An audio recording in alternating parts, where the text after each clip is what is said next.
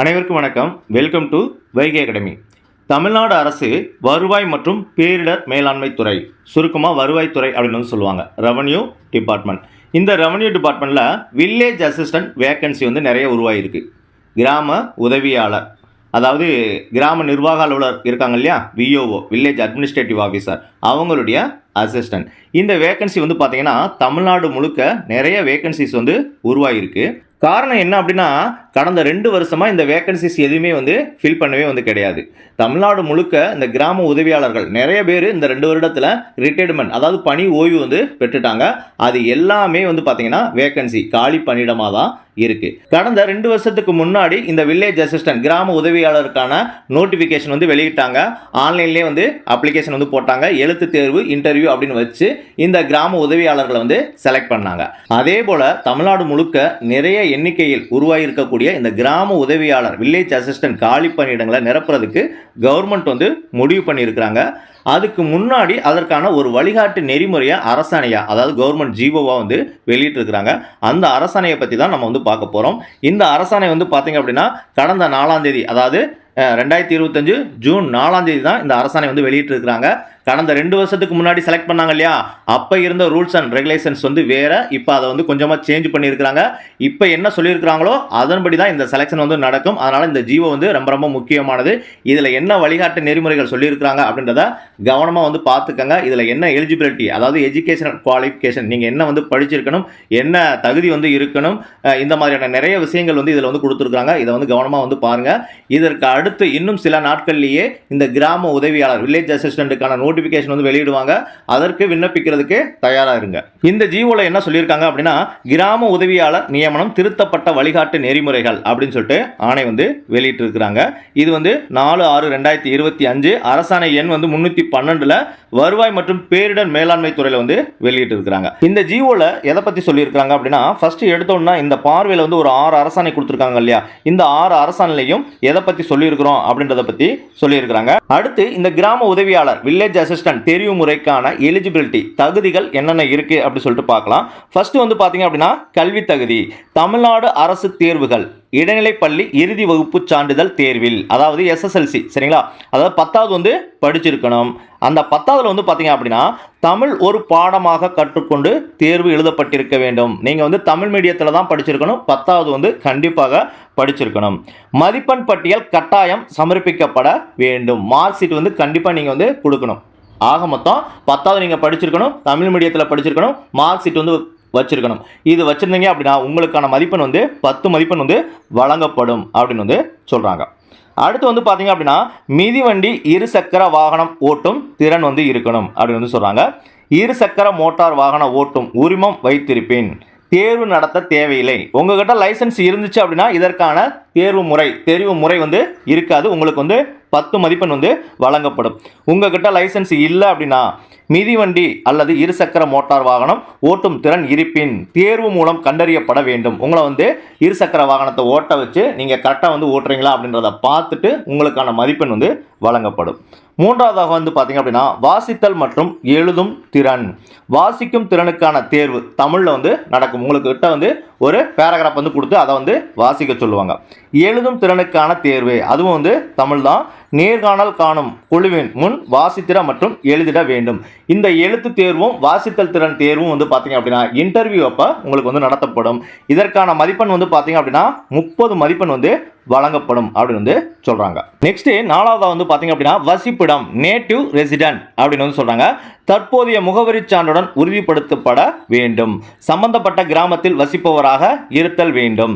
சம்பந்தப்பட்ட தாலுகா எல்லைக்குள் வசிப்பவராக இருக்க வேண்டும். 4வது தேதியின்படியான தாலுகா அதிகார வரம்பிற்குட்பட்டு, அதாவது நேட்டிவிட்டி சர்டிபிகேட் அப்படின்னு சொல்லுவாங்க, இருப்பிட சான்றிதழ்.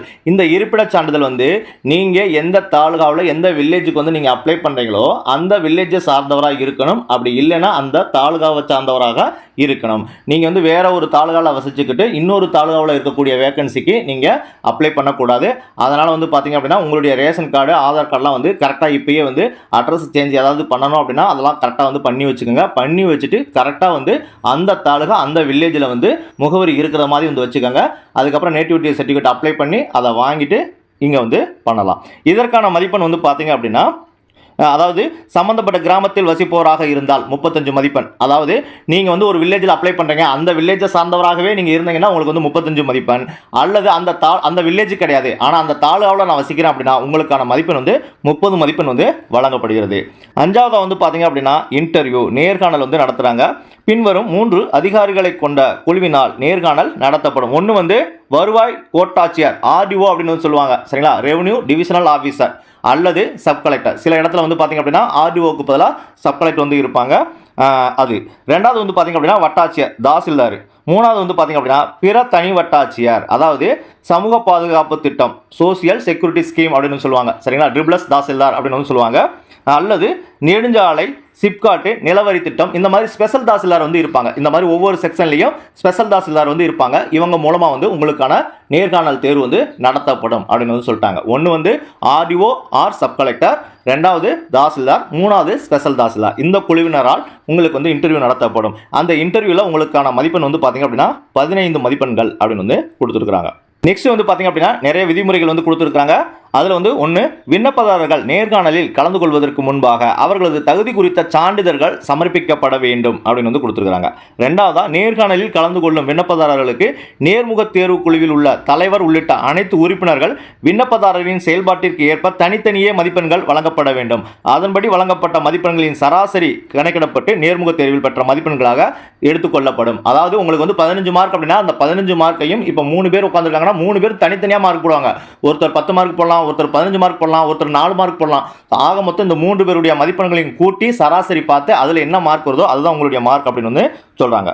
நெக்ஸ்ட், விண்ணப்பதாரர்களின் ஒட்டுமொத்த செயல்பாட்டிற்கு ஏற்ப வழங்கப்படும் மதிப்பெண்கள் குறைந்தபட்சம் 6 மதிப்பெண்கள் முதல் அதிகபட்சம் 12 மதிப்பெண்கள் வரை வழங்கப்பட வேண்டும்.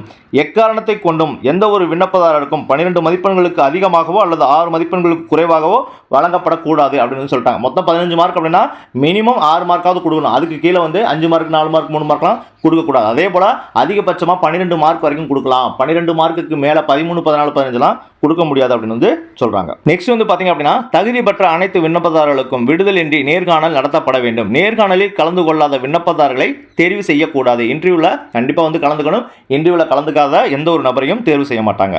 நெக்ஸ்ட், ஒட்டுமொத்த மதிப்பெண்கள் அடிப்படையில் விண்ணப்பதாரர்களின் தரவரிசை பட்டியல் தயாரிக்கப்பட வேண்டும்.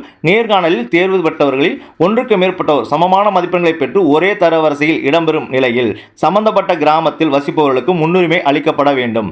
அவ்வாறு முன்னுரிமை அளித்தும் ஒரே தரவரிசை இடம்பெறும் நிலையில் வயது அடிப்படையில் மூத்த விண்ணப்பதாரர் தேர்ந்தெடுக்கப்படுவார். அதாவது வந்து பார்த்தீங்க அப்படின்னா நீங்கள் எல்லா மார்க்கும், அதாவது மொத்த மதிப்பெண்கள் வந்து 100 மதிப்பெண்கள், இந்த 100 மதிப்பெண்களையும் வச்சு 100 மார்க்குக்கு நீங்கள் எவ்வளோ மார்க் வாங்கியிருக்கீங்களோ அதை வச்சு ஒரு ரேங்க் லிஸ்ட் வந்து தயார் பண்ணுவாங்க.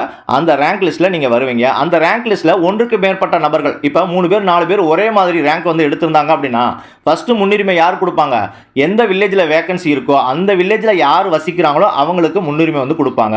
அதுலேயும் இப்போ 2 பேர் இருக்காங்க, 2 பேரும் ஒரே வில்லேஜில் ஒரே ரேங்க் வந்து எடுத்திருக்காங்க அப்படின்னா அந்த 2 பேரில் யாருக்கு வயசு அதிகமாக இருக்கோ அவங்கள வந்து தெரிவு செய்வாங்க.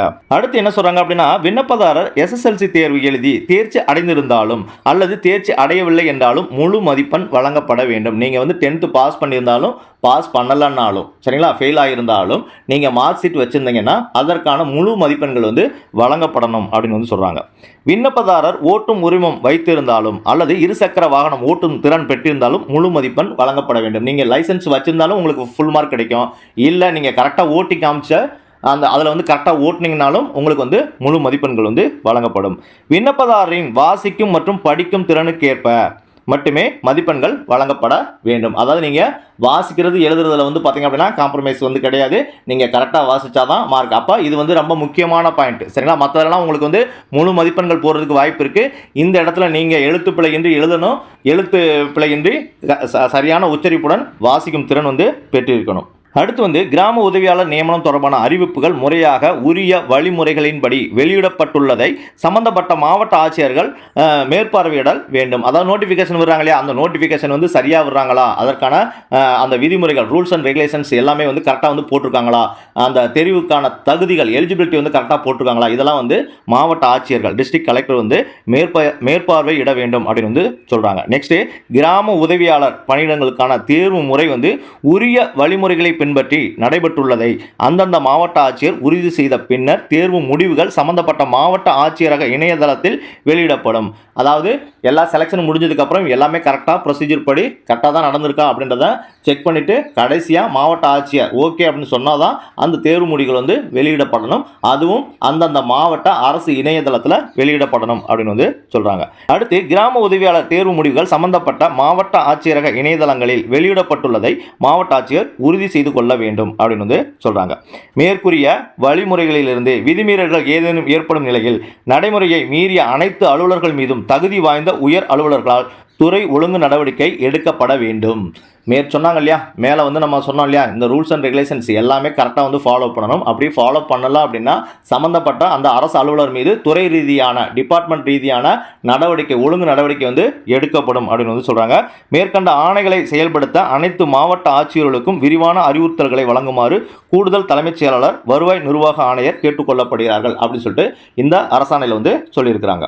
ஓகே, இப்போ இந்த ஜிஓவில் என்னென்ன சொல்லியிருக்கிறாங்க அப்படின்றத பற்றி பார்த்தோம். இது வந்து வெறும் அரசு வழிகாட்டு நெறிமுறைகள் தான். அதாவது இந்த கிராம உதவியாளர் பணியிடங்களை எப்படி நிரப்பணும் அப்படின்றதுக்கான ரூல்ஸ் அண்ட் ரெகுலேஷன்ஸ் மட்டும்தான் வந்து சொல்லியிருக்கிறாங்க. இது வந்து நோட்டிஃபிகேஷன் வந்து கிடையாது. இன்னும் ஒரு சில நாட்களில் இதற்கான நோட்டிஃபிகேஷன் வந்து வெளியிடுவாங்க. நியூஸ் பேப்பர்லையும் வெளியிடுவாங்க, அரசு இணையதளத்திலையும் வெளியிடுவாங்க. அந்தந்த மாவட்ட ஆட்சியர் அலுவலகம், அந்தந்த வட்டாட்சியர் அலுவலகம், அதாவது தாலுகா ஆஃபீஸ், அங்கேயும் வந்து இதற்கான நோட்டிஃபிகேஷன் வந்து வெளியிடுவாங்க. அதை ஃபாலோ பண்ணி ஆன்லைனில் எப்படி அப்ளை பண்ணுறது அதை பற்றியெல்லாம் நம்ம சேனலில் வந்து தொடர்ந்து வீடியோஸ் வந்து போடுவோம். இது மட்டும் கிடையாது, இந்த கிராம உதவியாளர் வில்லேஜ் அசிஸ்டண்ட்டுக்கு நம்ம எப்படியெல்லாம் தயார்படுத்திக்கணும், எந்தெந்த மாதிரியான விஷயங்கள்லாம் தெரிஞ்சுக்கணும் அப்படின்றத நான் உங்களுக்கு விளக்கமாக ஒவ்வொரு வீடியோலையும் பதிவுகள் வந்து போட போகிறேன். அதாவது வருவாய்த்துறை ரெவன்யூ டிபார்ட்மெண்ட்னா என்ன, இந்த ரெவன்யூ டிபார்ட்மெண்ட்டில் எந்தெந்த படிநிலைகளில் இந்த போஸ்டிங்ஸ் எல்லாமே வந்து இருக்குது, இந்த போஸ்டிங்ஸில் கிராம உதவியாளர் போஸ்டிங் அப்படின்றது எந்த மாதிரியான ஒரு போஸ்டிங், அதற்கான சேலரி வந்து என்ன, அதற்கான தகுதிகள் வந்து என்ன, அதுக்கப்புறம் எப்படி வந்து ப்ரொமோஷன் வந்து கிடைக்கும், இந்த நேர்முக தேர்வில் இந்த இன்டர்வியூவில் எழுதும் திறன், வாசிக்கும் திறன், இதிலெல்லாம் வந்து எதை பற்றி கேட்பாங்க, நம்ம வந்து ஈஸியாக செலக்ட் ஆகணும் அப்படின்னா எதெல்லாம் வந்து கடைபிடிக்கணும் அப்படின்றத பற்றி தெளிவாக ஒவ்வொரு வீடியோலையும் சொல்ல போகிறேன். அதனால் நம்முடைய சேனலோடு தொடர்ந்து இணைந்திருங்கள். மீண்டும் ஒரு நல்ல வீடியோவில் சந்திப்போம். நன்றி, வணக்கம்.